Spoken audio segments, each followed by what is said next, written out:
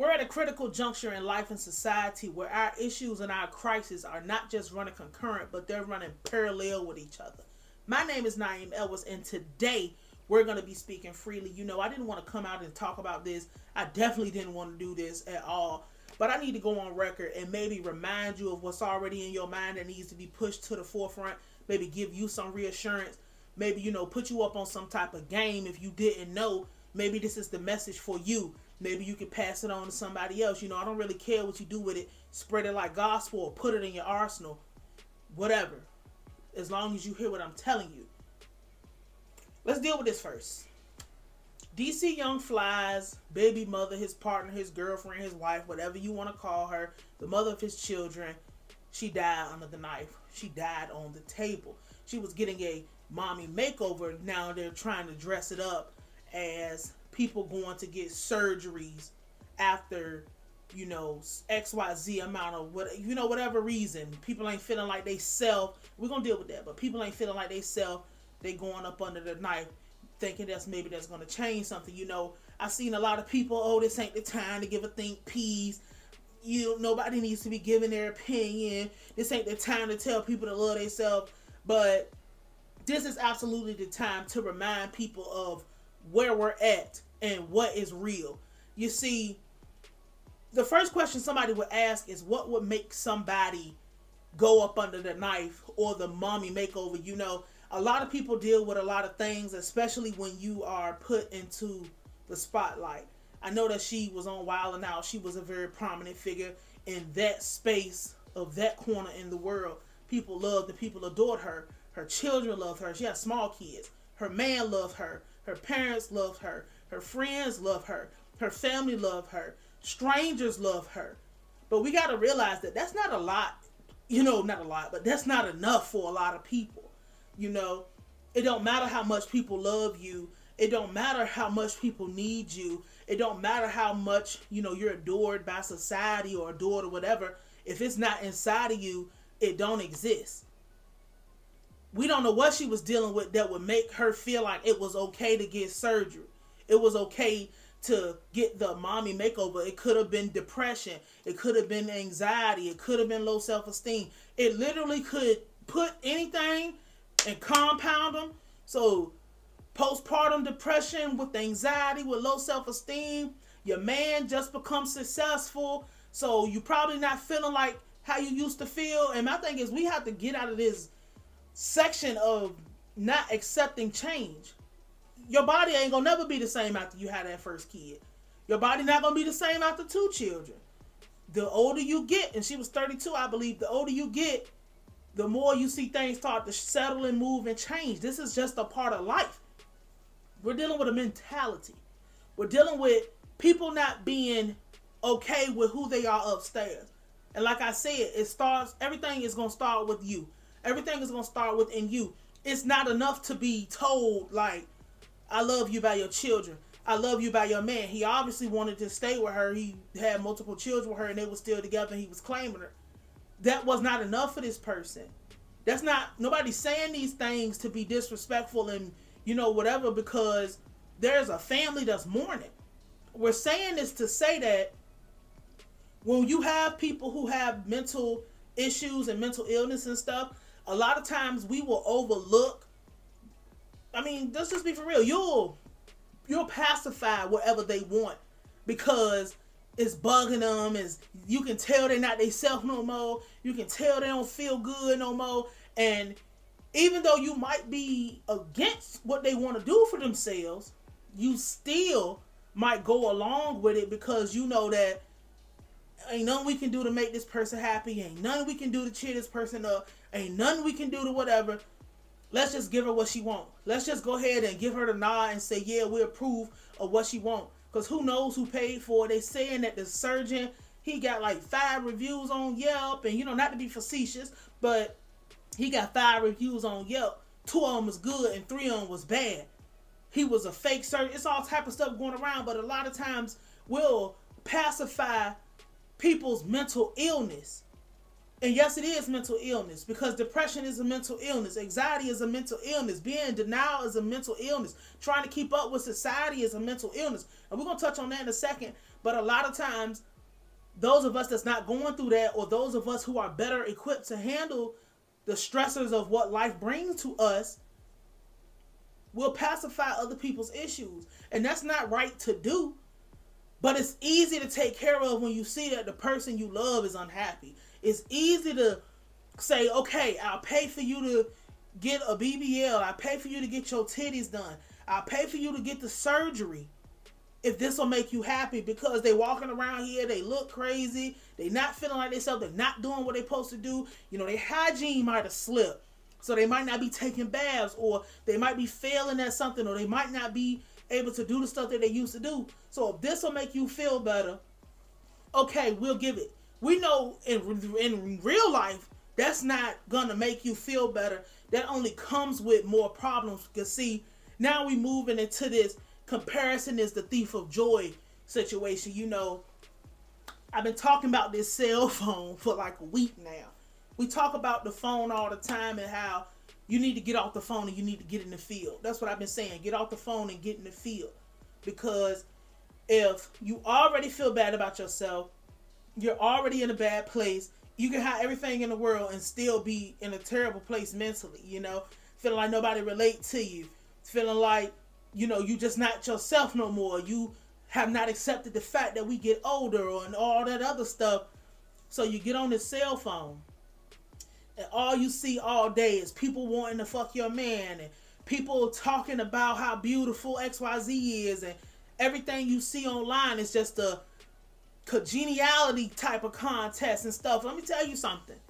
You're going to get married to a fantasy. I've said this, but you're going to get married to a fantasy and you're going to divorce your reality. See, when you listen to these songs and they telling you, casually talking about the surgery, casually talking about the titties done, casually talking about doing whatever they want to their body, and oh, he paid for it, he really loved me, and all this stuff, and oh, if it starts sagging, he gonna lift it back up, and oh, that ain't nothing, I'll pay 6 stacks for the titties in the butt. You know, all the type of stuff we hear from all these people in these songs. That's cool. But in real life, people lay down and don't get back up. Real life, you lay down like Don Racks and you get up with tuberculosis. Real life, you're botched and you have to go back, and you're lucky if you live, because see, you so busy on your phone looking at everybody else, they're not even telling you the truth. They're not telling you about the complications they had. They got a smile on their face and they got nowhere to live. They got a smile on their face when the last time they had a meal that wasn't in some type of prepackaged whatever. It's not, the internet has a lot of real stuff on it, but it's a lot of fake stuff too. And if you get caught up in the internet and you get caught up in this whole, all I'm seeing is putting myself in this category with these people, and these are the people who get the attention, and we think that, and I say we because I'm just going to throw myself in there with everybody and everything, but we'll think that, oh, the person who gets the most attention they got to be happy, they getting all the attention. It's kind of like Aisha Curry, you know, she said that she wasn't feeling good about herself because men weren't really looking at her. I mean, you got like one of the #1 players, he wholesome, no scandals, no nothing. Everything that we think a man should be, and you are still unhappy. We still don't know. It's because she was lacking that attention. I'm not saying this is what happened with Jacky. I'm saying this is the mindset that we're dealing with when we're walking in to all of these situations. This isn't exclusive to her. She's not the first, and she will not be the last. That's the unfortunate truth about what we're dealing with this person and what happened with her. I'm trying to get to the people before they go up under that knife. Before you think that you can please people, there's no such thing as people pleasing online. And there's no such thing as people pleasing in life. And I'm going to tell you right now, the most important person that's walking this earth is you. Not your children do not come first. All these other people do not come first. Forget all of that. And a reason that I would tell you that, and if you believe in God, it would be God, and then it would be you. And then anything else that falls up under that. Because if you are not whole, if you are not in your right mind, you are no good for nobody, including yourself. You cannot please people online. These people are lying. It's very rare you come across somebody who's telling the whole truth. It's very rare. Some people will omit stuff just because it be too heavy for people to deal with. When you go to somebody's Instagram page, remember the other day, I said that the girl had the luxury apartment, but it was Section 8. This is what we're dealing with online. So you get these ideas in your head that what you're seeing is real. Oh, she must be happy. She's got the perfect body. She must be happy. She's got 1,000 just all type of stupid stuff. Bruh. You want to know how I know you cannot please people and there's no such thing as people pleasing? You could sprout wings out your back right now and fly off into the sky.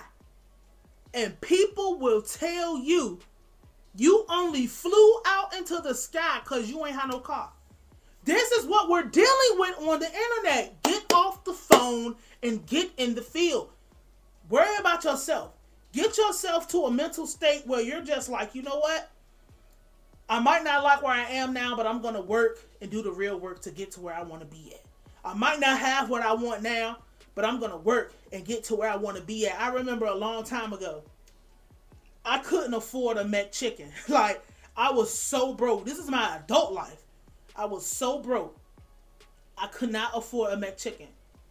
I asked my mama for $10 so I could go buy the big off-brand cereals like that. I don't even like Frosted Flakes, and I bought the biggest bag of Frosted Flakes.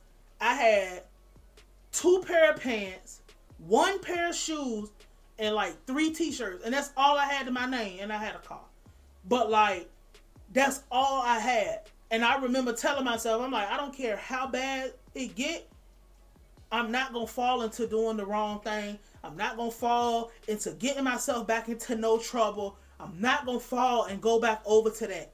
I can't even buy a McChicken, but I'm in my right mind, so I know that this is temporary. And this is what you have to get through your head, that all of this stuff that we be going through is temporary. You know what your mission is? If you're a person of faith, your mission is to get into whatever your purpose is so you can fulfill your purpose, because that's what God wants you to do. Doesn't matter if you sing, dance, write, a forklift driver. If that's what your purpose is, because you don't know whose life you're going to change. You know, you have a purpose to do that. But in general, I would say everybody's purpose is to fulfill their earthly obligations and leave empty. You don't want to walk around picking up all this stuff and picking up all this energy and picking up all this stuff from all these other people. Think about it like this, yo. When you wake up in the morning, your routine should not be pick your cell phone up. Your routine should be get out the bed, make the bed, go take a shower, go wash up, get ready for your day. You start moving around and getting for your day. Work out if you work out in the morning or whatever it is. You should not be worried about what's going on Instagram, what's going on YouTube, what's going on TikTok, that shouldn't be a part of your morning routine, because you're screwing yourself up. You shouldn't be putting garbage in your brain bag, period.